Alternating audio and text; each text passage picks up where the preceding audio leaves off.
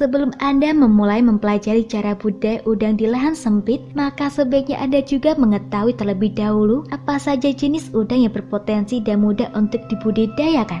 Karena ini akan lebih mudah dalam melakukan pembudidayaan dengan memanfaatkan lahan sempit yang nantinya akan dijadikan tempat untuk budidaya udang tersebut.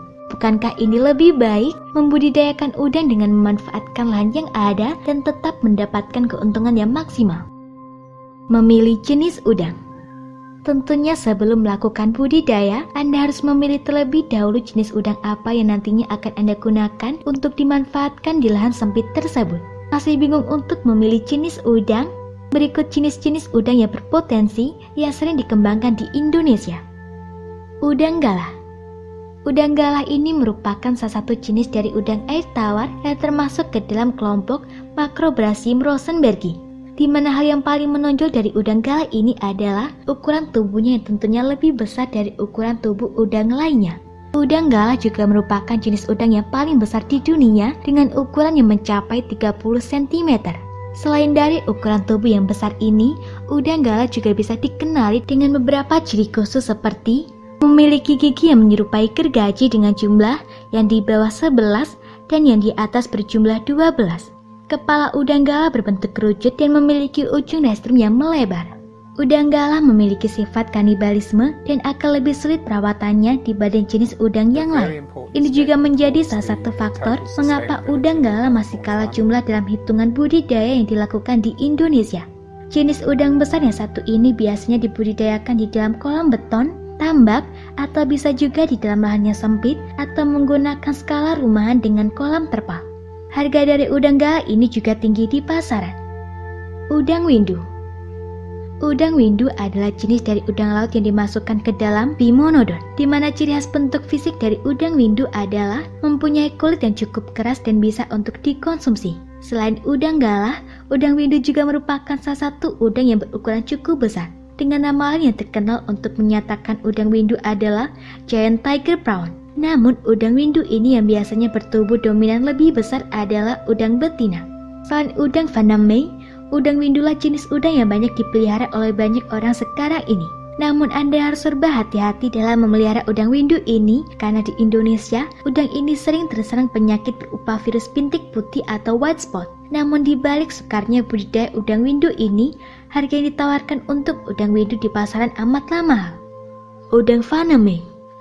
Reputasi udang faname tidak usah diragukan dan dipertanyakan lagi di Indonesia karena udang ini benar-benar sudah menjadi primadona dan seringkali dibudidayakan. Udang faname merupakan jenis udang yang sering dinamai dengan udang kaki putih. Ini adalah jenis udang laut yang termasuk ke dalam klasifikasi Elfaname yang biasa dijadikan untuk konsumsi. Udang ini juga telah dijuluki sebagai raja udang atau king prawn. Walaupun ukuran dari udang faname ini paling kecil di antara semua udang tambak yang lain, yaitu hanya berukuran panjang 23 cm. Syarat budidaya. Berikut beberapa syarat yang harus dipenuhi sebelum melakukan budidaya udang di lahan sempit. Suhu air berkisar antara 26 hingga 30 derajat Celcius dan usahakan airnya berupa air payau yang memiliki salinitas air mencapai 33 ppt. Usahakan media lahan yang akan dipakai bersih dan bebas dari beragam limbah yang mencemari dan berbahaya. Anda bisa memulai dengan membuat tempat budidaya berupa tambak-tambak berukuran kecil ataupun kolam terpal untuk menghemat tempat pemeliharaan. Agar bisa memanen lebih banyak dalam jangka waktu setahun, maka usahakan kolam yang Anda miliki lebih banyak dari satu kolam. Ukurlah ukuran pH tanah ketika Anda melakukan usaha penggemburan kembali tanah dengan menggunakan alat berupa cangkul. Lakukan pengapuran agar pH tanah menjadi netral jika pH terlalu asam. Setelah tanah telah disiapkan, maka biarkan selama kurang lebih 3 hingga 4 hari hingga nantinya tanah tersebut pecah-pecah dan kering.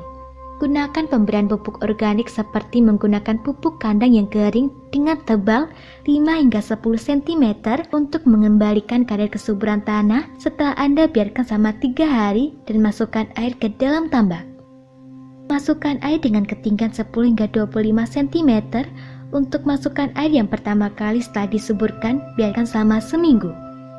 Pemilihan bibit udang. Sebelum memulai langkah budidaya, maka Anda harus terlebih dahulu memilih bibit udang, apalagi setelah memilih jenis dari udang yang akan dibudidayakan nantinya. Untuk mendapatkan bibit udang ini tidaklah sulit, Anda bisa langsung membeli pada peternak udang. Apapun jenis udang yang Anda pilih, namun pilihlah bibit yang terlihat sehat, aktif yang tidak terlihat cacat. Persiapan kolam. Anda bisa melakukan persiapan kolam seperti yang telah kita bahas sebelumnya dengan menggunakan tambak-tambak kecil maupun dengan membuat kolam terpal dan tidak memerlukan biaya yang banyak dan mudah diperbaiki. Perhatikan debit air dan pH air hingga tercipta habitat kolam yang sesuai dengan habitat asli udang tersebut. Buatlah selang untuk mengeluarkan dan mengganti air kolam agar tidak mudah terserang bibit penyakit. Penaburan bibit udang. Berikut cara menebar bibit yang baik. Pilih terlebih dahulu bibit udang yang benar-benar baik dan sehat untuk dibudidayakan. Letakkan bibit dalam wadah yang terisi air penuh dan kemudian goyangkan tempat bibit tersebut dan lihat pergerakan bibit udang. Jika masih bisa bertahan dan bergerak hingga gejolak air selesai, maka bibit tersebut memang layak untuk dibudidayakan. Nah, ketika Anda sudah memastikan bahwa bibit udang tersebut adalah bibit yang baik, maka Anda bisa melakukan penebaran bibit ke dalam kolam yang telah Anda siapkan sebelumnya. Setelah melakukan penyeleksian bibit, maka Anda bisa langsung menebar bibit namun masukkan ke dalam plastik berisi air selama 30 menit sebelumnya untuk menyesuaikan suhu air kolam dengan suhu di dalam wadah bibit tersebut agar mudah menyesuaikan dengan suhu air kolam tersebut. Cara mencegah penyakit udang. Biasanya para peternak udang memiliki metode dan cara khusus untuk melakukan pencegahan terhadap beragam penyakit udang yang biasanya akan melanda udang yang dibudidayakan tersebut. Lakukan pengamatan secara intensif di mana Anda harus lebih jeli dalam melihat apa ada masalah atau penyakit yang menyerang udang tersebut berdasarkan ciri-ciri dan morfologi penyakit yang biasanya menyerang kelompok udang. Dan Anda juga bisa melakukan pengendalian bibit penyakit dengan pengamatan secara mikroskopis dengan menggunakan uji analisa laboratorium dengan mengetes sampel air kolam maupun potongan tubuh udang tersebut. Seperti biasa, lakukan pengamatan terhadap kondisi fisik udang.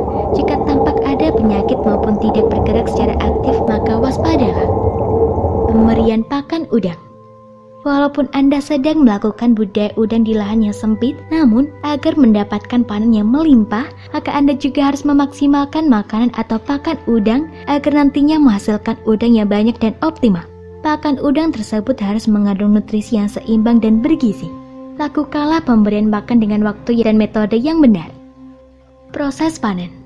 Walaupun agak sedikit berbeda, panen dari udang yang dibesarkan di tambak biasanya memakan waktu 4 hingga 7 bulan pada panen perdana atau panen yang pertama, di mana biasanya panen udang bisa dilakukan berkali-kali tidak serentak sesuai dengan kebutuhan pasar. Namun ini tergantung dengan kondisi fisik udang dan kolam tersebut.